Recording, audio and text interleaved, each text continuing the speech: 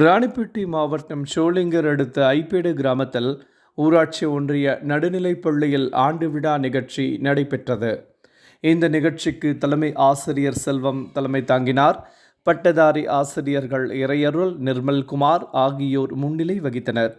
இடைநிலை ஆசிரியர் ஹேமமாலினி அனைவரையும் வரவேற்றார். இந்த நிகழ்ச்சிக்கு சிறப்பு அழைப்பாளராக ஊராட்சி ஒன்றிய கவுன்சிலர் சாவித்ரி பெருமாள், ஊராட்சி மன்ற தலைவர் மணிகண்டன் ஆகியோர் பங்கேற்றனர்.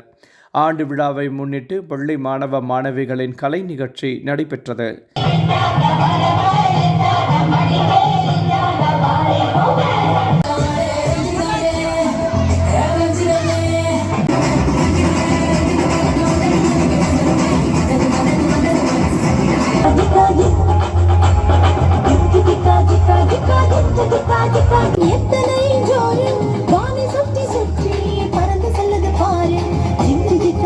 மாணவ மாணவிகளுக்கு பரிசு பொருட்கள் வழங்கப்பட்டது. இதில் பெற்றோர்கள், பொதுமக்கள், ஆசிரியர்கள், மாணவ மாணவிகள் பலர் கலந்து கொண்டனர்.